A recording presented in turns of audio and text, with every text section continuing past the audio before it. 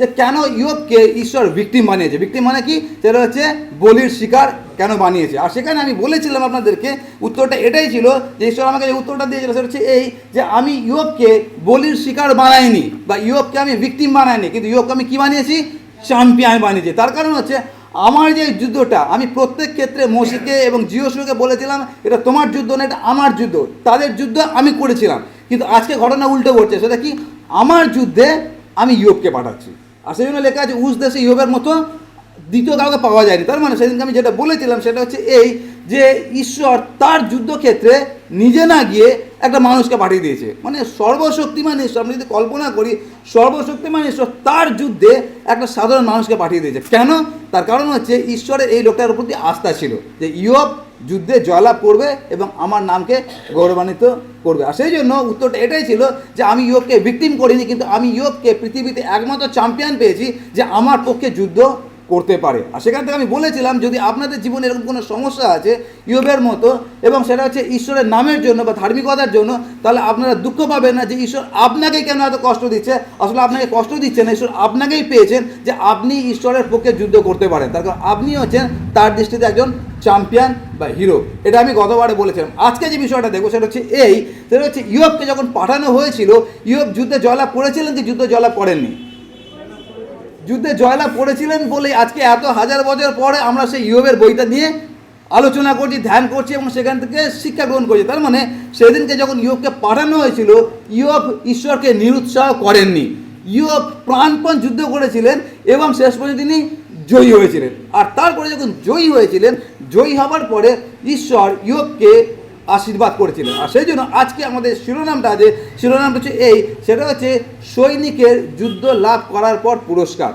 সৈনিকের যুদ্ধ জয় করার পর পুরস্কার। এটা নিয়ে এই 30শে জানুয়ারি আমার ছেলের স্কুলে তার বাৎসরিক ক্রীড়া প্রতিযোগিতা প্রত্যেক বছর হয় বাচ্চাদের। তো যখন বাৎসরিক ক্রীড়া প্রতিযোগিতা হয় সেখানে আমরাও গিয়েছিলাম, আমি এবং স্বর্ণ গিয়েছিলাম। এবং যখন আমরা যাচ্ছিলাম, এটা আমি যখনই আমার ছেলের কোনো স্পোর্টস হয় তখন আমি তাকে এই কথাটা বলি, সেটা কি, যেটা আমি ওকে আগের দিন থেকে বলেছিলাম যে তুমি খেলতে যাচ্ছ ঠিক আছে। তার কারণ আইজাক কী করেছিল যে যেহেতু স্পোর্টস ডে আসছে ও প্রত্যেকদিন দৌড়াতো, প্র্যাকটিস করতো যেন ও প্রাইজ পেতে পারে। তো ওর কানে আমি একটা জিনিস ঢুকিয়েছিলাম, সেটা হচ্ছে তুমি প্র্যাকটিস করছো খুব ভালো কথা, কালকে তুমি খেলতে যাচ্ছ সেটা খুব ভালো কথা, কিন্তু তুমি যে ফার্স্ট হবে বা সেকেন্ড হবে থার্ড হবে ওটা মাথায় রাখার দরকার নেই। তুমি এনজয় করো, যতটা তোমার 100% সেটা তুমি দাও, প্রাইজ পাবে কি না পাবে ওটা তুমি ঈশ্বরের হাতে ছেড়ে দাও।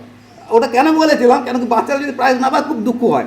আর তারপর সে গেল খেলতে, আর খেলতে গিয়ে যেটা হলো সেটা হচ্ছে সে কিছু পেলো না।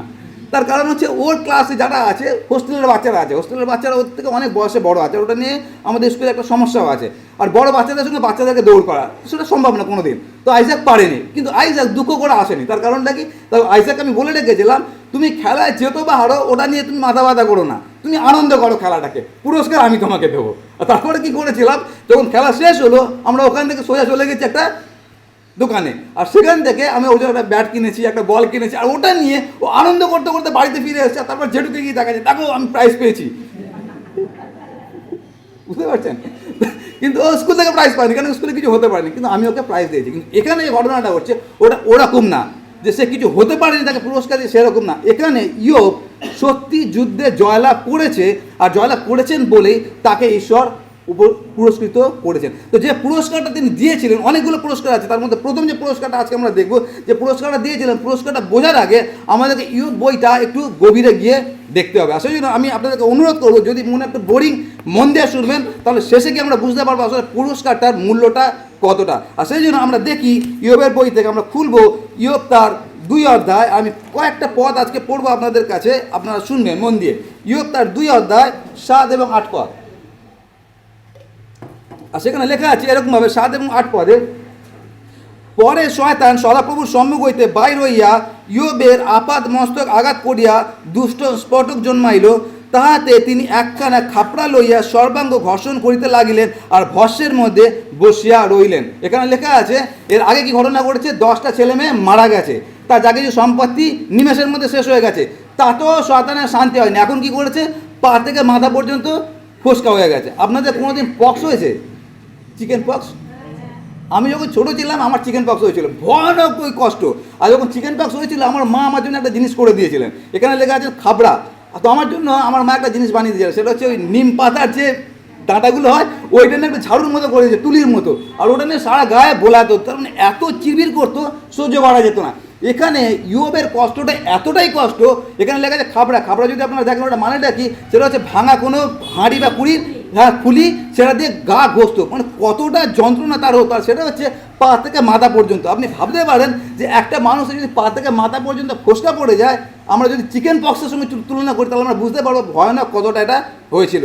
আর যখন এরকম ঘটনা ঘটেছে তারপরে দেখুন কি লেখা আছে, লেখা আছে 11 পদে বলা হচ্ছে, পরে ইয়োবের প্রতি ঘটিত ওই সকল বিপদের কথা তার 3 জন মিত্রের কর্ণগোচর হইল। কিন্তু তার আগে আরেকটা কথা লেখা আছে, সেটা লেখা আছে এরকমভাবে, লেখা আছে 9 পদে, লেখা আছে, তখন তার স্ত্রী তাহাকে কইলেন, তুমি কি এখনো তোমার সিদ্ধতা রক্ষা করিতেছ, ঈশ্বরকে জলাঞ্জলি দিয়া, কি লেখা আছে, আপনি ভাবুন, তার 10টা বাচ্চা মারা গেছে, তার সম্পত্তি শেষ হয়ে গেছে, তার শরীরের এরকম অবস্থা, তার বউ এসে কোথায় এখন ওই ঝাড়ন দিয়ে একটু গায়ে বোলাবে সেটা না করে কি বলছে, যে তুমি এখন সিদ্ধতা বজায় রাখছো, ওরকম জলাঞ্জলি, গলায় ডুবে তুমি প্রাণ ত্যাগ করো, জলে ডুবে মরো, গলায় দড়ি দাও, এটা স্ত্রী বলছে। তাহলে আমরা বুঝতে পারছি তার শারীরিক বা মানসিক পরিস্থিতি কীরকম আছে। আর সেই রকম অবস্থা তার 3 বন্ধু এই খবরটা শুনতে পেলো। কি শুনতে পেলো?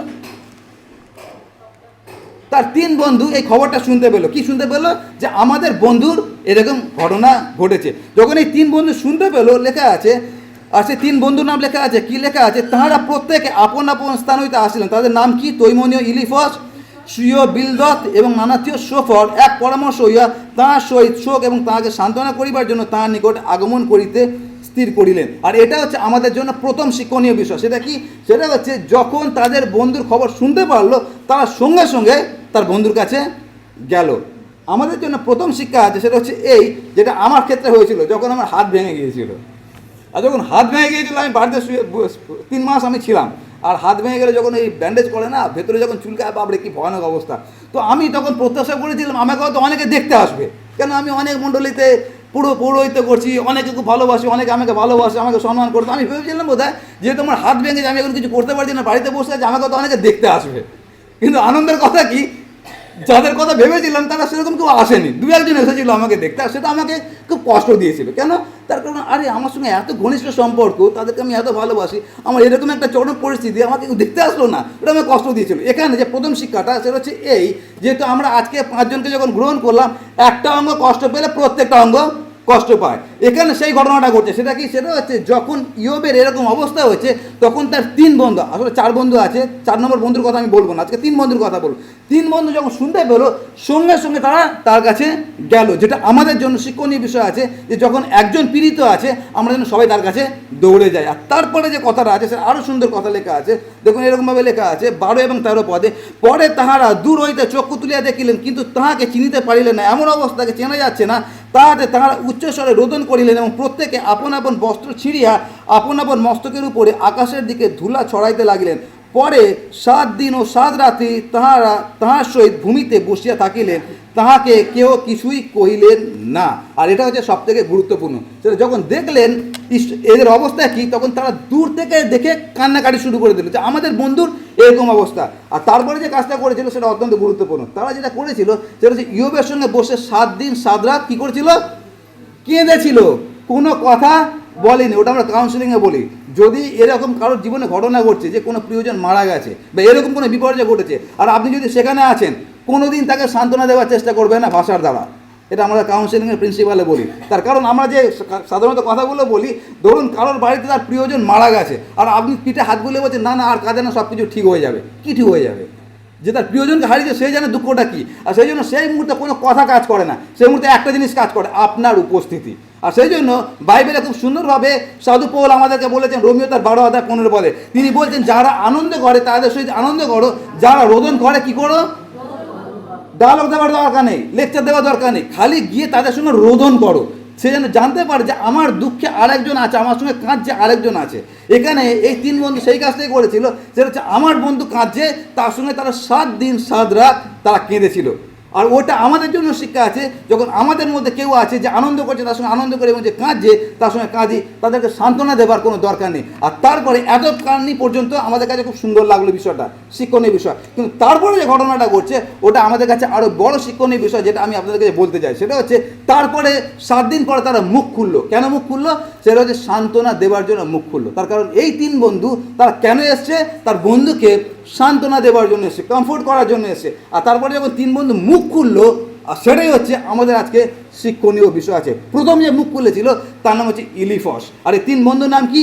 ইলিফস, বিলদাদ এবং সোফর। এগুলো মাথায় রাখবেন। তো প্রথম যে বন্ধু আছে তার নাম হচ্ছে ইলিফস। এখন ইলিফস মুখ খুলছে সান্ত্বনা দেওয়ার জন্য। মাথায় রাখবেন কথাটা কি? সান্ত্বনা দেওয়ার জন্য মুখ খুলছে। প্রথম যে মুখ খুলছে সেটা হচ্ছে এইরকমভাবে, আমি পড়ছি 4 অধ্যায়, আর সেখানে দেখুন সান্ত্বনা দিচ্ছে। কি সান্ত্বনা দিচ্ছে?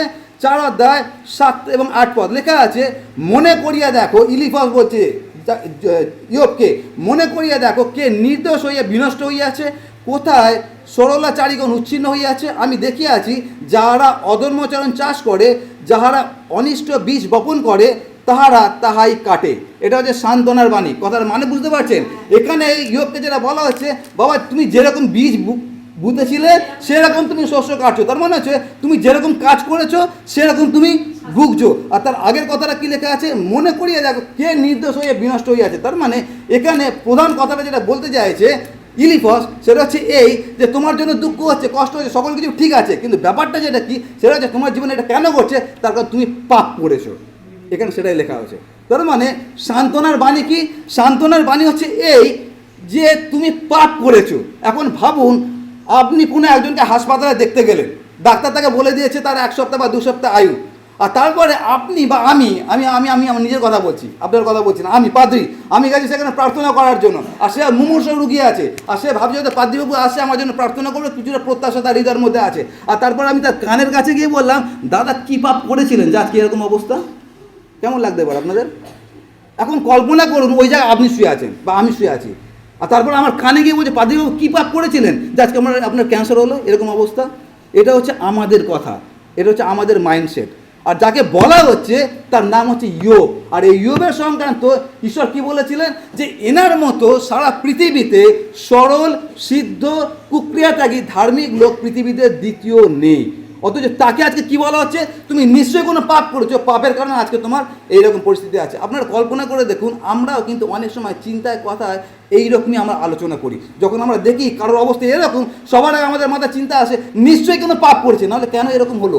না, সবসময় সেটা হয় না। ইয়োব এখানে কোনো ভুল করেনি। সুতরাং তার প্রথম সান্ত্বনার বাণীটা কি? প্রথম সান্ত্বনার বাণী যে নিশ্চয়ই তুমি কোনো পাপ করেছো। আর তারপরে দেখুন দ্বিতীয় সান্ত্বনার বাণীটা কি বলা আছে, সেটা লেখা আছে 15 অধ্যায় 4 থেকে 6 পদে। আমি পড়ছি 15 অধ্যায়, সেখানে লেখা আছে, তুমি তো ভয় ছাড়িয়া দিতেছ, ঈশ্বরের সাক্ষাতে প্রার্থনানুরূপহীন করিতেছ। তোমারই মুখ তোমার অপরাধ ব্যক্ত করে, তুমি ধূর্তদের জিহ্বা মনোনীত করিতেছ। তোমারই মুখ তোমাকে দূষিতেছে, আমি নই, তোমারই ওষ্ঠাধর তোমার বিরুদ্ধে প্রমাণ দিতেছে। প্রথমটা কি? প্রথম সান্ত্বনার বাণী হচ্ছে তুমি নিশ্চয়ই কোনো পাপ করেছো যার কারণে তোমার জীবনে এই ঘটনাটা ঘটছে। দ্বিতীয়টা কি? দ্বিতীয়টা হচ্ছে তোমার মধ্যে ঈশ্বর ভয় বলে কিছু নেই, সেই জন্য তোমার জীবনে এই ঘটনাটা ঘটছে। তুমি তো প্রার্থনা করতে ভুলে গেছো, সেই জন্য তোমার কাছে এইসব ঘটনাগুলো ঘটছে। এটা হচ্ছে দ্বিতীয় সান্ত্বনার বাণী। কে বলছে? সেটা হচ্ছে তার বন্ধু বলছে, যে তার সঙ্গে সারা সপ্তাহ কেঁদেছে। তার আজকে যে সান্ত্বনার বাণীটা কি? সান্ত্বনার বাণী হচ্ছে এইটা। আর 3 নম্বর যে সান্ত্বনার বাণীটা সেটা হচ্ছে এইরকমভাবে 22 অধ্যায়, আমি পড়ছি 5 থেকে। আর সেখানে লেখা আছে 22 অধ্যায়, আমি পড়ছি, শুনবেন। লেখা আছে, তোমার দুষ্ক্রিয়া কি বিস্তর নয়? কাকে বলছে? যার এরকম অবস্থা, তার 10টা ছেলেমেয়ে মারা গেছে, তার সারা শরীরে ঘা, তাকে এরকম বলা হচ্ছে তোমার দুষ্ক্রিয়া কি বিস্তর নয়? তোমার অপরাধের সীমা নাই। তুমি অকারণে নিজ ভাতা হইতে বন্ধক লইতে, তুমি বস্ত্রহীনের বস্ত্র হরণ করিতে, তুমি পরিশ্রান্তকে পান করিতে জল দিতে না, ক্ষুদিতকে আহার দিতে অস্বীকার করিতে। তারপরে 9 পদে, তুমি বিধবাদিগকে রিক্ত হস্তে বিদায় করিতে, পিতৃদিগের বাহু চূর্ণ করা যাইতো। এটা কার সম্পর্কে বলা হচ্ছে? আপনারা পড়েছেন কোনোদিন ইয়োবের পুরো বইটা, 42টা অধ্যায়? কোনোদিন দেখেছেন যে ইয়োব এরকম কোনো কাজ করেছে যে তার কাছে কোনো ক্ষুদিত এসে তাকে খাবার দেয়নি, তার কাছে কোনো পিপাসিত এসে তাকে জল দেয়নি, সে বিধবা এরকম কোনোদিন পড়েছেন? তাহলে কথাগুলো কোথা থেকে আসলো? এই কথাগুলো কোথা থেকে আসলো? এটা হচ্ছে 3 নম্বর সান্ত্বনা বাণী। তার মানে হচ্ছে 3 নম্বর যে সান্ত্বনার বাণীটা ইলিফাস দিচ্ছে পুরোটাই ডাহা মিথ্যা, পা থেকে মাথা পর্যন্ত পুরোটাই মিথ্যা। তার কারণ এই মানুষ সম্পর্কে ঈশ্বর বলেছেন এনার মতো কুক্রিয়াত্যাগী ধার্মিক লোক পৃথিবীতে কেউ নেই। অথচ তার সম্পর্কে এখানে কি লেখা হচ্ছে যে তুমি বিধবাদেরকে অত্যাচার করেছো, তুমি লোন নিয়েছো, টাকা ধার শোধ করনি, তুমি বিধবাদেরকে অত্যাচার করেছো, আর কত কিছু বলা হচ্ছে। এখন ভাবুন, যেই মানুষটা বিছনায় শুয়ে আছে তাকে যদি কানের কাছে গিয়ে এইরকম কথা বলা হয় তার কীরকম লাগতে পারে। আর এইটা আগের পরিস্থিতি থেকে এই পরিস্থিতি আরও খারাপ। তার কারণ হচ্ছে এখন এ তো তার 10টা ছেলে মারা গেছে, শরীরের এরকম অবস্থা হয়েছে। এখন শরীরের কষ্ট থেকে তার বেশি কষ্ট কি, সেটা হচ্ছে আমি যাকে ভালোবাসি আমার বন্ধু আমার সম্বন্ধে এরকম মিথ্যা রটাচ্ছে। কেমন লাগতে পারে যদি আপনার সম্বন্ধে কেউ কোনো মিথ্যা রটায়? এটা এতটা ভয়ানক জিনিস, আমরা যার সঙ্গে ঘটেছে শুধুমাত্র সেই জানি। ইয়োব জানে যে যখন ইলিফাস এই কথাগুলো বলছিল ইয়োব এর জীবনে কতটা কষ্ট লাগছে। তবে ইয়োব জানে আমি এই কাজগুলো করিনি। একটা গল্প বলি, এই গল্পটা শুনলে আপনারা বুঝতে পারবেন আসলে এই ইয়োবের দুঃখটা কত। সেটা হচ্ছে একটা পাদ্রির গল্প। তো সেই পাদ্রি কোনো একটা অনুষ্ঠানে গেছে, আর যখন অনুষ্ঠানে গেছে আর অনুষ্ঠান শেষ হওয়ার পর সেখানে খাবারের ব্যবস্থা ছিল, আর তারপরে পাদ্রি আরও সব পাদ্রিদের সঙ্গে একসঙ্গে বসে খেতে বসেছে। আর যখন খেতে বসেছে তখন একটা সিনিয়র পাদ্রি বলছে যে পাদ্রিবাবু আপনাকে একটা কথা জিজ্ঞাসা করবো যদি কিছু মনে না করেন। তো বলছে না না জিজ্ঞাসা করুন না। আর সেখানে পাদ্রির স্ত্রীও ছিল। তো জিজ্ঞাসা করুন না কী হয়েছে। তখন বলছে না আমাদের না 2-1 মাস আগে একটা মিটিং ছিল, আর সেই মিটিংয়ে কোনো একটা পোস্টের জন্য কথা হচ্ছিল যে এই পোস্টে এখন খালি আছে, পোস্টে কাকে বসানো যায়। তো তখন আপনার কথা এসেছিলো। যখন আপনার কথা এসেছিল তার কারণ আপনাকেই পাওয়া গিয়েছিল আমাদের মিটিংয়ে যে আপনি একমাত্র ওই পোস্টের জন্য যোগ্য লোক আছেন, তার কারণ আপনার ওই অভিজ্ঞতাটা আছে। তো আপনার নাম এসেছিল। তো আমি তখন সেই লোকটা জিজ্ঞাসা করলো যে তাহলে আমার নাম কেন আসলো না। তখন সে বললো যে যখন এই মিটিংটা হচ্ছিল আপনার নাম যখন আসলো তখন কোনো একজন আপনার বিরুদ্ধে প্রতিবাদ করেছিল। তো তখন সেই পাদ্রী জিজ্ঞাসা করলো কী প্রতিবাদ করেছিল। তখন বললো না আপনাকে নাকি কোনো একটা মেয়ের সঙ্গে খারাপ সম্পর্কে হাতে নাতে নাকি ধরা পড়েছিলেন আপনি, আর সেই জন্য নাকি আপনাকে মণ্ডল থেকে বের করে দেওয়া হচ্ছে। পাদ্রী শুনে অবাক, আরে হাতে নাতে ধরা পড়া দূরের কথা, আমার বউ ছাড়া আমার কোনো মেয়ের সঙ্গে সম্পর্ক নেই, আর সে তার বউকে ডেকেছে, কারণ তার বউ সেখানে ছিল, তার বউকে ডেকেছে আর জিজ্ঞাসা করছে হ্যাঁ গো তুমি কিছু শুনেছো যে আমাকে নাকি কোনো মেয়ের সঙ্গে ধরা পড়েছিলাম তারপরে নাকি আমাকে মণ্ডলী থেকে বের করেছি। সেও অবাক হয়ে গেছে, আরে এবার কখন হলো। তখন সে পাদ্রী বলছে যে আমি আপনাকে চিনি, বহু বছর ধরে চিনি, আমি কোনো দিন আপনার সম্বন্ধে এরকম কোনো খবর পাইনি, কিন্তু যেহেতু সেই লোকটা বলেছিলেন সেই জন্য আপনার ওই পোস্টটা হয়নি। পরবর্তীকালে কী হয়েছিল, যে আপনার বিরোধী কথাটা বলেছিল সেই পোস্টে বসে গিয়েছিল। বুঝতে পারছেন ব্যাপারটা কি। এইবারে যখন এই পাদ্রী জিজ্ঞাসা করছে যে কে বলেছিল এই কথাটা, আর সেটা হচ্ছে সবথেকে দুঃখজনক বিষয়, যখন এই পাদ্রী জিজ্ঞাসা করেছে কে মিটিংয়ে এই কথাটা বলেছিল, তখন সেই পাদ্রী বলেছিল যে আপনি আপনার জীবনে যাকে আপনার আত্মিক পিতা বলে মানেন সেই কথাটা বলেছিল। ভাবতে পারছেন, মানে যাকে আত্মিক পিতা বলে মানে সে তার ছাত্রর বিরুদ্ধে এমন একটা কথা বলে দিয়েছে, আর এই কথাটা যে কত জায়গায় ছড়িয়েছে সে পাদ্রী নিজেও জানে না, প্রথমবার শুনছে, তার বউ শুনে অবাক। আর সেই সময় পাদ্রীর অবস্থা কী হতে পারে। এখানে ইয়োবের ঘটনা সেরকম ঘটছে যে আমি সারা জীবন ধরে কোনোদিন কোনো খারাপ কাজ করলাম না, খারাপ কাজ তো দূরের কথা চিন্তা পর্যন্ত করলাম না, আজকে আমার প্রিয় বন্ধু যাকে আমি এত ভালোবাসি সে আমার সম্বন্ধে এতগুলো মিথ্যা কথা কী করে বলতে পারে। এটা হচ্ছে প্রথম সান্ত্বনার বাণী। আর সেই জন্য দেখবেন অনেক সময় কি হয়, আমরা দেখবি বাংলা একটা কথা বলি, সেটা হচ্ছে এক হাতে তালি বাজে না। জানেন যে কথাটা মানেটা কি, মানে বিয়াসে বা আমার সঙ্গে যদি কোনো অশান্তি হয়েছে, বিয়াস কিছু করলো না কিন্তু বিয়াসকে আমি খুব খারাপ ব্যবহার করলাম, আর তারপরে সেটা আপনাদের কাছে গেল, যখন আপনাদের কাছে গেল আপনারা মনে মনে কী ভাবলেন, এক হাতে তালি বাজে, তার মানে বিয়াস নিশ্চয়ই কিছু করেছে।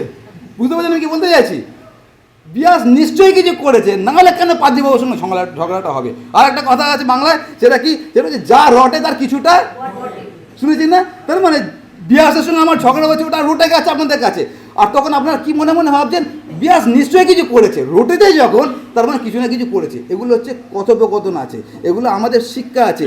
এখানে ইলিফাসও একই কাজ করছে, ওর যে জ্ঞান আছে জ্ঞান অনুযায়ী ও বুঝতে পারছে না কাকে দোষারোপ করছে। এখানে না তো এক হাতে তালি বাজছে, না যা রটেছে তার কিছুটা বটে, কোনো কিছুই না। তার কারণ এখানে যার সম্বন্ধে বলা হয়েছে সে ঈশ্বর তার সম্বন্ধে বলেছে, সে হচ্ছে পৃথিবীতে তার মতো কুক্রিয়াত্যাগী ধার্মিক লোক আর পৃথিবীতে কেউ না। সেই জন্য আপনি বা আমি যদি কখনো এই কথাটা ভাবছি যে এক হাতে তালি বাজে না বা যা রটে তার কিছুটা বটে, একবার এই কথাটা চিন্তা করে নেবেন এটা হতে পারে যে এক হাতেও তালি বাজতে পারে, এখানে এক হাতেই তালি বাজছে, এখানে যেটা রটেছে তার কোনো কিছুই ঘটেনি, তার কারণ এ হচ্ছে পুরোপুরি ধার্মিক লোক আছে। সেই জন্য আমাদের চিন্তাধারাগুলো যেন আমরা ত্যাগ করি, তার কারণ আমরা প্রভুতে আছি।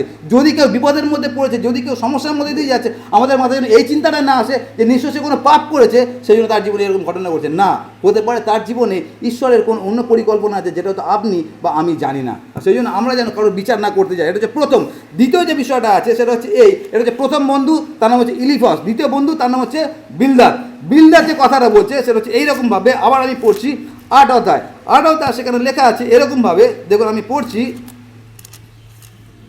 ইয়োব তার 8 অধ্যায়, আমার আগে যদি পান আপনারা পড়তে পারেন। আচ্ছা আমি পেয়ে গেছি 8 অধ্যায়, আর সেখানে 3 পদ লেখা আছে, ঈশ্বর কি বিচার বিরুদ্ধে কর্ম করেন, এই কথাটা মানে জানেন? ঈশ্বর কি বিচার বিরুদ্ধে কর্ম করেন, তার মানে তোমার সঙ্গে যে ঘটনাটা ঘটছে সেটা হচ্ছে তার বিচার ন্যায্য, আর সেই ন্যায্য অনুযায়ী তোমার জীবনে ঘটনাটা ঘটছে। তার মানে অন্যভাবে বলাই হচ্ছে কি, বিলদাদ কি বলছে, তোমার সঙ্গে যে ঘটনাটা ঘটছে, তুমি যে দুঃখ করছো, কান্না করছো, আসলে যেটা ঘটছে সেটা ন্যায্যই ঘটনা ঘটছে। তার মানে তুমি নিশ্চয়ই কিছু করেছো। তার মানে ঘুরে ফিরে একই কথা, ইলিবাস যেরকম বলেছে সে একই কথা, সেটা তুমি নিশ্চয়ই কিছু করেছো। কিন্তু এখানে বিলদাদের কথাটা আরও ভয়ানক ছিল। বিলদাদ যে কথাটা বলছে, দেখুন 4 পদে যেটা কথাটা লেখা আছে তোমার সন্তানগণ যদি তাহার বিরুদ্ধে পাপ করিয়া থাকে আর তিনি তাহাদিগকে তাহাদের অধর্মের হস্তে সমর্পণ করিয়া থাকেন। এই কথাটা মানে জানেন? এই কথাটা মানে বুঝেছেন কী লেখা আছে? বিলদাদ বলছে সান্ত্বনার বাণী। সান্ত্বনার বাণীটা কি, কাকে বলছে? যা 10টা ছেলেমেয়ে মারা গেছে তাকে বলা হচ্ছে নিশ্চয়ই তোমার ছেলেমেয়েরা পাপ করেছিল বলেই তারা আজকে মারা গেছে। আপনি কল্পনা করুন, যদি কারোর বাড়িতে এরকম ঘটনা ঘটেছে আর তার কোনো বাবা তার সন্তানকে হারিয়ে ফেলেছে, আর তারপরে কেউ গিয়ে তার কানের মধ্যে বলছে, কি বলছে, যে আপনার ছেলে মারা গেছে, কেন মারা গেছে না, আপনার ছেলে পাপ করেছিল বলে। কেমন লাগতে পারে আপনাদের? সেই ঘটনাটা ঘটছে, আর এগুলো কারা করছে? এগুলো করছে হচ্ছে তার 3 বন্ধু যারা ঈশ্বরকে জানে। আর ওটা হচ্ছে আমাদের জন্য শিক্ষণীয় বিষয়। আপনাকে কথা দিয়ে সবথেকে যে বেশি ভাঙতে পারে সে হচ্ছে কোনো বিশ্বাসী ভাই বোন। বাইরে কেউ লোক আপনাকে বলবে না, বিশ্বাসীরাই আপনাকে ভাঙবে। আর এখানে সেটাই লেখা আছে, সেটা হচ্ছে কি, সেটা হচ্ছে তোমার কেন 10টা ছেলেমেয়ে মারা গেছে, এমনি মারা যায়নি, তার কারণ তোমার ছেলেমেয়েরা পাপ করেছিল। আর সেটা এখানে লেখা আছে, তারা পাপ করেছে বলে তার সমুচিত দণ্ড তারা পাচ্ছে। কোনো একটা সময় প্রভু যীশু শিষ্যরা প্রভু যীশুকে জিজ্ঞাসা করেছিল যে প্রভু পাপ কে করেছে, এ না এর মা বাবা? জানেন ঘটনাটা? যোহান লিখিত সুসমাচার 9 অধ্যায় লেখা আছে 2 পদে, কে পাপ করেছে, এ কি এর মা বাবা? কারণটা কি, তাকে জন্ম থেকে অন্ধ। পাপটা কে করলো? এটা হচ্ছে মাইন্ডসেট, মানে আমাদের মনে ওটাই আছে, পাপ করেছে বলে এই ঘটনাটা ঘটছে। আমরা বিশ্বাসী, কিন্তু আমাদের মধ্যে ওই জিনিসটা এখনো পর্যন্ত আছে। যখন আমরা দেখি কাউকে এরকম অবস্থায়, তখন আমাদের মাথায় সবার আগে এটাই আসে, নিশ্চয়ই কোনো পাপ করেছে, নাহলে এরকম কেন ঘটনা ঘটেছে। আর সেদিনকে প্রভু যে উত্তরটা ছিল, উত্তরটা কী ছিল, পাপ না তো এ করেছে না এর মা বাবা করেছে, কিন্তু এর জীবনে এরকম কেন ঘটেছে, যেন এর জীবনে ঈশ্বরের গৌরবান্বিত হতে পারে। আর সেটা যেন আমরা মাথায় রাখি যখন কারোর দিকে আমরা আঙুল তুলি। আর এখানে যেটা হচ্ছে সেটা হচ্ছে তারা সান্ত্বনার বাণী বলছে, এগুলো হচ্ছে সান্ত্বনার বাণী। আর 3 নম্বর যে সান্ত্বনার বাণীটা হচ্ছে সেটা হচ্ছে আমি শর্ট করে দিচ্ছি তার কারণ আমার সময় হয়ে গেছে। 3 নম্বর যে সান্ত্বনার বাণীটা বলছে সেটা হচ্ছে 18 অধ্যায় লেখা আছে, সেটা লেখা আছে বিলদাদ বলছে যে দুষ্ট যারা হয় তাদের জীবনে এরকম ঘটনা ঘটে, যারা সৎলোক হয় তাদের জীবনে এরকম ঘটনা ঘটে না। তার মানে অন্যভাবে বলছে তুমি দুষ্ট লোক আছো। আর তারপরে হচ্ছে 3 নম্বর বন্ধু, 3 নম্বর বন্ধুর নাম কি, সেটা হচ্ছে সোফর। আর এই সোফর যে কথাটা বলছে সেটা দেখুন 3 নম্বর বন্ধুর কথাটা 11 অধ্যায় লেখা আছে এরকমভাবে 11 অধ্যায় 6 পদ বলা হচ্ছে। 6 পদে একদম শেষের কথাটা আমি পড়ছি, লেখা আছে ঈশ্বর তোমার অপরাধের অনেকটা, কি লেখা আছে শেষের কথাটা দেখুন, ঈশ্বর তোমার অপরাধের অনেকটা কি করেছেন, ছাড়িয়া। এই কথার মানে জানেন? এই কথার মানে হচ্ছে প্রথম সান্ত্বনার বাণী দিচ্ছে। প্রথম সান্ত্বনার বাণীটা কি, সেটা হচ্ছে তোমার 10টা ছেলে মেয়ে মারা গেছে, তোমার সম্পত্তি নষ্ট হয়েছে, তোমার সারা শরীরে ঘা হয়ে গেছে, তুমি ভাবছো বোধ তুমি অনেক কষ্টের মধ্যে আছো, আসলে যে ব্যাপারটা হচ্ছে তুমি এর থেকে বেশি শাস্তি পাওয়ার যোগ্য। কথার মানেটা হচ্ছে তাই। তুমি এর থেকে, এটা যদি কোনোদিন বাইবেল স্টাডি করাই তাহলে আমরা খুঁটিয়ে বের করি প্রত্যেকটা কথার মানের কি। এই কথার মানেটা কি, যে তোমাকে যতটা শাস্তি পাওয়ার যোগ্য তার থেকে ঈশ্বর অনেকটা শাস্তি বাদ করে রেখে দিয়েছে, কেটে রেখে দিয়েছে। যে শাস্তিটা দিয়েছে ওটা অনেক কম শাস্তি তুমি পাচ্ছ। এখন ভাবুন, একটা মানুষ তার সর্বশান্ত হয়ে গেছে, সারা শরীরে ঘা, তাকে যদি গিয়ে আপনি বলেন বা আমি যদি গিয়ে বলি যে দাদা বা দিদি আপনি যে কষ্টটা পাচ্ছেন এই কষ্ট আসলে কিছু না, এর থেকে বেশি শাস্তি পাওয়ার আপনি যোগ্য আছেন, তার কেমন লাগতে পারে। আর এটা হচ্ছে সান্ত্বনার বাণী। আর তারপরে দ্বিতীয় সান্ত্বনার বাণী বলছে সেটা কি, সেটা হচ্ছে 4 পদে লেখা আছে। 4 পদে বলা হচ্ছে তুমি ঈশ্বরকে কইতেছো আমার বাক্য শুদ্ধ, আমি তোমার দৃষ্টিতে সূচি। এই কথাটা যদি একদম সোজা সাপটা কথা বলি, সেটা হচ্ছে তুমি হচ্ছে মুখোশধারী, তুমি নিজেকে ধার্মিক দেখানোর চেষ্টা করছো, কিন্তু তুমি আসলে ধার্মিক নও। কে বলছে এটা? তার বন্ধু বলছে। আর 3 নম্বর যেটা বলছে, 3 নম্বর সান্ত্বনার বাণীটা কি, সেটা 20 অধ্যায় লেখা আছে, 20 অধ্যায় 5 পদ। আর সেখানে বলা হচ্ছে এরকমভাবে, আমি পড়ছি 20 অধ্যায় 5 পদে বলা আছে, দুষ্টগণের আনন্দ গান ক্ষণমাত্র স্থায়ী, পামরের হর্ষ নিমেষ মাত্র স্থায়ী। এই কথাটার মানে হচ্ছে এই যে দুষ্টদের সাফল্য ক্ষণিকের জন্য। দুষ্টদের সাফল্য ক্ষণিকের জন্য মানে তার 10টা ছেলে মেয়ে, তার অনেক সম্পত্তি, শুনতে খুব ভালো লাগলো 1 অধ্যায় এবং 2 অধ্যায়, কিন্তু কতক্ষণের জন্য ছিল? নিমেষের মধ্যে 2 অধ্যায় সব শেষ হয়ে গেল। ওই কথাটাই এখানে তার বন্ধু বলছে যে তোমার যা কিছু প্রাচুর্যতা ছিল, যা কিছু আশীর্বাদ ছিল, ওটা ক্ষণিকের জন্য ছিল, তারপর তুমি হচ্ছে দুষ্ট। আর এগুলো যা কিছু আমি বললাম প্রত্যেকটা হচ্ছে সান্ত্বনার বাণী। সান্ত্বনা দেওয়ার জন্য অনেক দূর থেকে তারা এসছে, তার সঙ্গে কেঁদেছে আর সান্ত্বনা দিচ্ছে এরকমভাবে। আমরা কিছুটা সময় যদি আমরা কল্পনা করি যে আমরা কখনো কাউকে কি এরকমভাবে সান্ত্বনা দিয়েছি, হতে পারে হয়তো মুখে বলিনি, কিন্তু চিন্তায় আমরা ভেবেছি যে আজকে এই লোকটা এরকম ঘটনা, তার পিছনে নিশ্চয়ই কোনো পাপ আছে, গুপ্ত পাপ, আমরা তো জানি না। কিন্তু এখানে যেটা হয়েছিল সেটা হচ্ছে এই 3 জনকে এই জন্য পাঠানো হয়নি যে তার জীবনে কেন দুঃখটা ঘটছে সেটা তোমরা ব্যাখ্যা করো, পাঠানো হয়েছিল কেন? যাতে তুমি সান্ত্বনা দিতে পারো। এটা ছিল তাদের সান্ত্বনা বাণী। আর এই 3 জনের জন্য বাইবেলের একটা কথা অত্যন্ত প্রযোজ্য, যেটা লেখা আছে যাকব তার 3 অধ্যায় 8 পদ। কে পড়তে পারবেন? না দেখে কে বলতে পারবেন? যাকব 3 অধ্যায় 8 পদ লেখা আছে এরকমভাবে, আমি পড়ছি।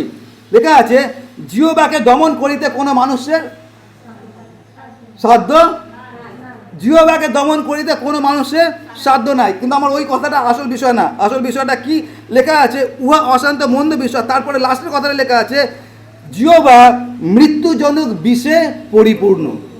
মৃত্যুজনক বিষে পরিপূর্ণ। আপনারা বাইবেলে পড়ে নেবেন, ওটা লেখা আছে যাকব 3 অধ্যায় 8 পদ।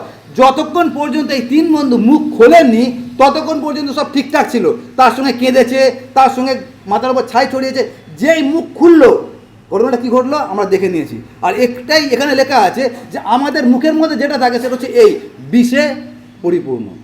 পৌল যেটা বলে যে যারা আনন্দ করে তাদের সঙ্গে আনন্দ করো, যারা দুঃখ করে তাদের সঙ্গে দুঃখ করো। আমরা তো করতে যাই, আমরা তো তাদের সঙ্গে কাঁদি, কিন্তু মনে মনে হতে পারে এই ইয়োবের 3 বন্ধুর মতো আমাদের হৃদয়ের মধ্যে একই জিনিস চলতে পারে। সেটা হচ্ছে এই যে এই পাদ্রী এত বছর ধরে আমাদেরকে ভাষণ দিয়ে এসছে, আর আজকে পাদ্রী ক্যান্সারে ভুগছে। তার মানে নিশ্চয়ই পাদ্রী কিছু করেছিল, নাহলে কী করে হলো? বুঝতে পারছি আমি কী বলতে চাইছি? আর এখানে সেই ঘটনাটা ঘটছে কাদের থেকে ঘটছে? সেটা হচ্ছে বিশ্বাসীদের থেকে ঘটছে। আর সেই জন্য আপনাকে বা আমাকে কথা দিয়ে চূর্ণ করতে গেলে সব থেকে আগে যে আসবে সে হচ্ছে বিশ্বাসী ভাই বোনরা আসবে। এখানে আমরা সেটাই দেখি। এখন যে প্রশ্নটা হচ্ছে এই যে এই 3 বন্ধু তারা এসেছিল সান্ত্বনা দেওয়ার জন্য, কিন্তু সান্ত্বনা দেওয়ার জায়গায় তাদের সান্ত্বনাটা কি? মুখ থেকে যেটা বেরোচ্ছিল সেটা হচ্ছে বিষ বেরোচ্ছিল। কেন? আর এটা হচ্ছে মেন বিষয়। কেন? আর সেটা হচ্ছে এরকমভাবে, যখন আমরা স্কুলে পড়তাম, আর আমরা সবাই কোনো না কোনো সময় পড়াশোনা করেছি, যখন আমরা স্কুলে পড়তাম আমাদের ক্লাসে একজন ফার্স্ট বয় ছিল। সে প্রত্যেক বছর প্রথম স্থান অধিকার করতো, ক্লাস 5 থেকে ক্লাস 8 পর্যন্ত। 8-এর পর সে অন্য জায়গায় চলে গেছিলো। রাজদীপ বলে একটা ছেলে ছিল। তো ছেলেটা অত্যন্ত ভালো ছেলে, দেখতে তো সেরকম সুন্দর, আর ব্যবহারও সেরকম ভালো ছেলে, পড়াশোনা সেরকম ভালো। আর সে ক্লাস 5 থেকে ক্লাস 8 পর্যন্ত কেউ তাকে হারাতে পারেনি, সবসময় ফার্স্ট হতো। কিন্তু এই ছেলেটাকে সব টিচাররা ভালোবাসতো, কিন্তু বাচ্চারা তাকে ভালোবাসতো না। কেন তাকে বাচ্চারা ভালোবাসতো না? কারণ সে ফার্স্ট হতো বলে। দেখবেন ক্লাসে যারা ফার্স্ট হয়, যারা প্রথম হয়, তাকে সব বাচ্চারা ভালোবাসে না, তাকে হিংসা করে। কেন হিংসা করে?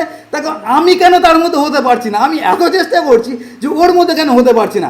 এখানে ঘটনাটা সেরকমই ঘটতে পারে। সেটা কি? সেটা হচ্ছে লেখা আছে উস দেশে ইয়োবের মতো লোক আর কেউ নেই। আরে আমি তো আছি, ইলিপোস আছি, বিলদাদ আছি, সোফর আছি, আমরাও আছি ধার্মিক, আমরাও বলি দিচ্ছি, আমরা প্রত্যেক রোববার চার্চে যাচ্ছি, আমরা উপবাস করছি, আমরা দশমাংশ দিচ্ছি। কেন আমাদের সময় এই কথা বলা হচ্ছে না? ইয়োবের সম্পর্কে কেন এই কথা বলা হচ্ছে? হতে পারে তাদের হৃদয়ের মধ্যে কোথাও না কোথাও হিংসা জন্ম নিয়েছিল। তার কারণ তাদের কথা থেকে আমরা বুঝতে পারছি যে কথার মধ্যে সান্ত্বনা কিছুই নেই। যেটা আছে সেটা কি? প্রত্যেকটা জিনিস হচ্ছে মুখ থেকে বিষ বেরোনোর মতো। আর এটা দেখবেন অনেক সময় ঘটে। আমি পাদ্রী, আর তারপরে হঠাৎ যদি ঈশ্বর এখন ঘোষণা করে দিল এখানে, সেটা কি? সেটা হচ্ছে এই মণ্ডলীতে একজনকেই ধার্মিক পেয়েছে, সেটা হচ্ছে বিয়াস। সবার আগে কার গায়ে লাগবে জানেন? আমার গায়ে লাগবে। তার কারণটা কি? আমি পাদ্রী, আমি সব থেকে ভালো বাইবেল জানি, আপনাদেরকে প্রচার করছি। আর তারপরে ঈশ্বর ঘোষণা করে দিলেন যে সব থেকে ধার্মিক হচ্ছে বিয়াস। ঈশ্বরকে আমি কিছু বলতে পারবো না, কিন্তু আমার হিংসাটা কার কাছে যাবে? বিয়াসের প্রতি যাবে। এখানে সেই ঘটনা হয়তো ঘটতে পারে যে কী করে ইয়োব জীবনযাপন করছে, যে ঈশ্বর তার সম্পর্কে সাক্ষ্য দিচ্ছে যে সে হচ্ছে ধার্মিক। আমরা কি ধার্মিক নয়? আমরা তো ধার্মিক ব্যক্তি আছি। আর দ্বিতীয়টা কী হতে পারে? দ্বিতীয়টা এটা হতে পারে, সেটা হচ্ছে আপনি ভাবুন যখন এই 3 বন্ধু ইয়োবকে এই কথাগুলো বলছিল, সেটা কি? সেটা হচ্ছে তুমি নিশ্চয় কোনো পাপ করেছো বলে তোমার জীবনে এই ঘটনাগুলো ঘটছে। তিন বন্ধুর একই সমাধান, সেটা কি? তুমি পাপ করেছো, পাপের কারণে এই ঘটনাগুলো ঘটছে। এটাকে যদি আপনি অন্যভাবে ভাবেন তাহলে কি? তাহলে হচ্ছে এই যে ও পাপ করেছে বলে ওর জীবনে এই ঘটনাগুলো ঘটছে। এটাকে যদি আমি একটু অন্যভাবে ঘুরিয়ে দিই, সেটা কি? সেটা হচ্ছে ওর জীবনে কেন এই ঘটনাগুলো ঘটেছে, তার কারণ সে পাপ করেছে। এখন এটা আমি নিজের সঙ্গে তুলনা করি, সেটা কি? আমার জীবনে এই ঘটনাটা ঘটেনি, তার মানেটা কি? আমি পাপ করিনি। বুঝতে পারছেন আমি কি বলতে চাইছি? ইয়োবের জীবনে এই ঘটনাটা কেন ঘটছে, তার কারণ সে পাপ করেছে। আমার জীবনে এই ঘটনাটা ঘটছে না, তার কারণটা কি? তার আমি পাপ করিনি। তার মানে যখন এরা বলছে ইয়োবকে যে তুমি পাপ করেছো বলে তোমার জীবনে এই ঘটনাটা ঘটছে, তার মানে নিজের মনের মধ্যে লাড্ডু ফুটছে। সেটা কি? সেটা হচ্ছে আমি তার মানে ইয়োবের থেকে বেশি ধার্মিক, আর সেই জন্য আমার জীবনে এই ঘটনাগুলো ঘটছে না। যেটাকে আমরা বলি আত্মধার্মিকতা, যেটা প্রত্যেকটা মণ্ডলীতে কম বেশি মণ্ডলীকে পুড়ে পুড়ে খাচ্ছে। আত্মধার্মিকতা আমরা সবাই কম বেশি ভুগি। আমরা সবাই ভাবি আমি তোমার থেকে একটু বেশি ধার্মিক, তার কারণ আমি একটু বেশি প্রার্থনা করতে পারি, আমি একটু বেশি প্রচার করতে পারি, আমি পাদ্রী আছি, আমি এই করি, আমি সেই করি। এখানে সেই ঘটনাটা ঘটছে যখন বলা হচ্ছে যে ইয়োব তুমি পাপী, তার মনে হচ্ছে তুমি পাপী, আমি পাপী না। তারপর ওই ঘটনা আমার সঙ্গে ঘটছে না। আর ওটা হচ্ছে আমাদের চারিত্রিক গুণাবলী। আজকে এখানে যা কিছু দেখছি এটা হচ্ছে একটা আয়না আমাদের সামনে দাঁড় করানো হয়েছে। আমরা হয়তো এই কাজগুলো জেনে বা না জেনে, বুঝে বা না বুঝে এটা করছি। কিন্তু আমি যে কথাটা বলেছিলাম সেটা হচ্ছে এই যে ইয়োবকে ঈশ্বর পুরস্কৃত করেছিলেন। আর সেই পুরস্কারটা কী, এতটা আশা করি আপনারা বুঝে গেছেন আমি কি বলতে চেয়েছি।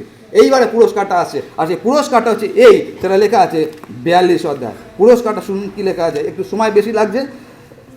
42 অধ্যায়, আর সেখানে আমি পড়ছি 7 থেকে আমি পড়ছি 42 অধ্যায়। এটা হচ্ছে পুরস্কার, ঈশ্বরের প্রথম পুরস্কার ইয়োবকে দিয়েছিলেন যুদ্ধে জয়লাভ করার পর। পুরস্কারটা কী ছিল? পুরস্কারটা এটাই ছিল, 7 পদে লেখা আছে, ইয়োবকে এই সকল বলিবার পর সদাপ্রভু তৈমনীয় ইলিফসকে কহিলেন, তোমার প্রতি ও তোমার দুই বন্ধুর প্রতি আমার কোপাগ্নি প্রজ্বলিত হইয়াছে। কোপাগ্নি মানে রাগে আমার মাথায় আগুন জ্বলছে। আমরা বলি না আমার আগুন জ্বলছে, মাথা ফেটে যাচ্ছে। এটা ঈশ্বর বলছেন যে তোমার এবং তোমার দুই বন্ধুর জন্য আমার মাথা আগুন জ্বলছে। আর তারপরে লেখা আছে আমার কোপাগ্নি প্রজ্বলিত হইতেছে, কারণ আমার দাস ইয়োব যেরূপ বলিতেছে তোমরা আমার বিষয় তদ্রূপ যথার্থ কথা বলো নাও। তার মানে এতক্ষণ পর্যন্ত তিনজন যা কিছু ভাষণ দিয়েছে, নিজেকে নিয়ে মনে করছে আমি খুব বড় ধার্মিক হয়ে গেছি, ইয়োবের থেকে আমি বেশি ধার্মিক। আজকে ঈশ্বর তাদের কান মুলছে। কি কান মুলছে? যে ইয়োবই শুধুমাত্র যথার্থ কথা বলেছে, তোমরা কেউ যথার্থ কথা বলোনি। আর এতটাই ঈশ্বর রেগে গেছে যে মাথা এখন আগুন জ্বলছে। তারপরে দেখুন ঈশ্বর কী বলছেন 8 পদে। তারপরে বলা হচ্ছে, অতএব তোমরা 7টি বৃষ ও 7টি মেষ লইয়া আমার দাস কার কাছে? ইয়োবের নিকটে গিয়া আপনাদের নিমিত্ত হোম বলি উৎসর্গ করো, আর আমার দাস ইয়োব তোমাদের নিমিত্ত প্রার্থনা করিবে, কারণ আমি তাহাকে গ্রাহ্য করিব, নতুবা আমি তোমাদিগকে তোমাদের মূর্খতানুযায়ী প্রতিফল দিব। এটা হচ্ছে প্রথম পুরস্কার ইয়োবের। পুরস্কারটা কী ছিল? পুরস্কারটা এটাই ছিল, যেই তিন বন্ধু এতক্ষণ ধরে তাকে দোষারোপ করেছে, তাকে বলেছে পাপী, তুমি অপরাধ করেছো বলে এটা হয়েছে, তোমার 10 ছেলে মেয়ে পাপ করেছিল, মরে গেছে। আজকে ঈশ্বর তাকে রিওয়ার্ডটা কী দিচ্ছে? সেটা হচ্ছে এই যে যাকে তোমরা এই কথাটা বলেছো, এখন তোমরা কি করো? 7টা বৃষ এবং 7টা মেষ নিয়ে ওই ইয়োবের কাছে যাও। এখন ওই ইয়োব কী করবে? তোমাদের জন্য প্রার্থনা করবে। যদি ইয়োব তোমাদের জন্য প্রার্থনা করে তবেই আমি তোমাদেরকে ক্ষমা করব। বুঝতে পারছেন কী বলতে চাইছি? এই কথাটাকে রাজা দাউদ খুব সুন্দরভাবে বলেছেন, আর সেটা তিনি বলেছেন গীত সংগীতা 23:5। কী বলেছেন আপনারা জানেন? 23:5 কী লেখা আছে? 23:5 কী লেখা আছে? গীত সংগীতা 23:5 না, আপনারা পুরো বলে যাচ্ছেন, আপনারা চালাক আছেন। একটা প্রশ্ন জিজ্ঞাসা করেছে, পুরো উত্তর দিয়ে যাচ্ছেন। পাদ্রীবাবু খুঁজে নেবে উত্তর কোনটা আছে। 5 দেখুন 23 অধ্যায় 5 পদে, এটা হচ্ছে রাজা দাউদের কথা। তুমি আমার শত্রুগণের সাক্ষাতে আমার সম্মুখে মেজ সাজাইয়া থাকো। এখানে ওটাই হচ্ছে পুরস্কার। যে ঘটনাটা ঘটছে, সামনে বসে যারা বন্ধু, আসলে তারা নামে বন্ধু, কিন্তু যে কথাগুলো বলছে বন্ধুর মতো কথা বলছেন, বিপক্ষের কথা বলছে। সেটা কি? যে তুমি পাপ করেছো বলে আজকে এই ঘটনাটা ঘটছে। আজকে ঈশ্বর কী করছেন? ইয়োবের সামনে, শত্রুগণের সামনে, বিপক্ষদের সামনে, ইয়োবের সামনে একটা টেবিল তৈরি করছে। কিসের? খাবার টেবিল। মানে হচ্ছে এখন ঈশ্বর বলছেন কি? যে তোমরা যার বিরুদ্ধে এই কথাগুলো বলেছো, এখন তার কাছে যাও। এখন ভাবুন, আমি বিয়াসের বিরুদ্ধে অনেক খারাপ খারাপ কথা আপনাদের সবাইকে বলে বেরিয়েছি, আর যখন বলে বেরিয়েছি তখন আমার খুব ভালো লেগেছে, নিজেকে ধার্মিক মনে করেছি। আর তারপর ঈশ্বর বলেছেন, পাদ্রী কমল তুমি অনেক বড় বড় কথা বলেছো বিয়াসের সম্বন্ধে, এখন তোমাকে আমি ক্ষমা করব, একটাই মাধ্যম আছে ক্ষমা করা। সেটা কি? সেটা হচ্ছে তুমি বিয়াসের কাছে যাও, বিয়াস তোমার মাথায় হাত রেখে প্রার্থনা করো, তারপর আমি তোমাকে ক্ষমা করব। আমার কীরকম লাগতে পারে তখন? বুঝতে পারছেন কি বলতে, মানে আমাকে দুমড়ে মুজড়ে ঈশ্বর পুরো রস বের করে দেবে, মানে আমার যা কিছু আত্মধার্মিকতা ছিল সব শেষ। এখানে এই 3 বন্ধুর ঘটনা সেরকমই ঘটনা ঘটেছিল। আর এটা ছিল ইয়োবের জীবনের প্রথম পুরস্কার, যেটাকে আমরা ইংরেজিতে বলি ভিন্ডিকেশন। ভিন্ডিকেশন মানে যা কিছু মিথ্যা সাক্ষ্য বলা হয়েছিল ইয়োবের সম্পর্কে, প্রত্যেকটা মিথ্যাকে ঈশ্বর তোমাকে ছিঁড়ে দিয়েছিলেন। আর শুধু ছিঁড়ে দেয়নি, ঈশ্বর বলেছিলেন যে যারা তোমার বিরুদ্ধে মিথ্যা সাক্ষ্য দিয়েছে তাদেরকে আজকে তোমার কাছে আসতে হবে, যেন আমি তাদেরকে ক্ষমা করি। আর এটা ছিল ইয়োবের জীবনে প্রথম পুরস্কার। আপনার জীবনে হতে পারে আপনি হয়তো ঈশ্বরের পথে থাকার কারণে আপনার জীবনে অনেক দুঃখ কষ্ট হতে পারে। আর যখন আপনি দুঃখ কষ্টের মধ্যে দিয়ে যাচ্ছেন, আমাদের চিন্তাধারা একটাই হতে পারে, সেটা কি, দিদি আপনি নিশ্চয়ই কোনো ভুল করেছেন, দাদা আপনি নিশ্চয়ই কোনো পাপ করছেন, তাহলে আপনার জীবনে কেন এত দুঃখ? আমার জীবনে তো নেই, আমার যখন বাড়ি গাড়ি সকল কিছু হচ্ছে, অথচ আপনার দিনের পর দিন একই পরিস্থিতির মধ্যে দিয়ে যাচ্ছেন, তখন আপনি নিশ্চয়ই কোনো ভুল করছেন। হতে পারে আমাদের জীবনে এরকম অনেক হয়তো আমরা আছি। আপনার একটা জিনিস মাথায় রাখুন, সেটা হচ্ছে এই, যে আপনার জীবনে যা কিছু ঘটনা ঘটছে, আপনি সংগ্রামের মধ্যে আছেন, যুদ্ধের মধ্যে আছেন, আপনি যুদ্ধে জয়লাভ করবেন। এখন যুদ্ধে জয়লাভ করবেন, আপনার জন্য একই পুরস্কার আছে, সেটা কি, আপনার শত্রুগণের সাক্ষাতে আপনার ঈশ্বর সদাপ্রভু মেজ সাজিয়ে দেবে। আর তখন আপনার শত্রুরা যারা আজকে আপনাকে আঙুল তুলছে, যারা টিটকারি দিচ্ছে, তারা তখন লজ্জিত হবে আপনার সামনে দাঁড়াতে, আপনার চোখে চোখ রাখতে লজ্জা পাবে, যে কী করে আমি এই ভাই সম্পর্কে বা ওই বোন সম্পর্কে বা এই পাদ্রী সম্পর্কে এত বাজে বাজে কথা বলেছিলাম। আর এখান থেকে সেটাই শিক্ষা দিচ্ছে। দুটো বিষয় আমরা দেখি, সেটা হচ্ছে এক হচ্ছে সান্ত্বনাকারী, আর হচ্ছে সান্ত্বনা প্রাপ্ত। আমি দুটোই হতে পারি, এক হচ্ছে সান্ত্বনা প্রাপ্ত দলে, আমি ইয়োবের দলে থাকতে পারি, বা আমি হচ্ছে 3 বন্ধুর দলে থাকতে পারি। আমরা যতজন এখানে বসে আছি, হতে পারে আমরা বন্ধুর দলে আছি, বা হতে পারে আমরা ইয়োবের দলে আছি। দুই পরিপ্রেক্ষিতে আমাদের জন্য একটাই বাক্য, সেটা হচ্ছে এই, যে যখন কারোর জীবনে এরকম কোনো ঘটনা ঘটছে, আপনার নিজস্ব বুদ্ধি দিয়ে যাচাই করার দরকার নেই। একটা জিনিস মাথায় রাখুন, যেটা প্রভু যিশু বলেছিলেন, না তো এর বাবা পাপ করেছে, না এর মা পাপ করেছে, না পাপ করেছে, এর জীবনে এই ঘটনাটা ঘটেছে যেন ঈশ্বর তার দ্বারা গৌরবান্বিত হন। কাউকে যেন আমরা বিচার না করি, কারোর দিকে যেন আঙুল না তুলি। আর এই ঘটনাটাই আমরা প্রথম দেখি, যে তার জীবনে যে আশীর্বাদটা ছিল বা পুরস্কারটা ছিল, পুরস্কার এটাই ছিল যে শত্রুর সামনেকে মেজ সাজানো হয়েছিল। ঈশ্বর আপনার এবং আমার জীবনে একই কাজ করতে পারে না। আমরা প্রার্থনা যায়। মঙ্গলবার স্বর্গস্থ পিতা ঈশ্বর বাণীগণের সদাপ্রভু, তোমাকে ধন্যবাদ।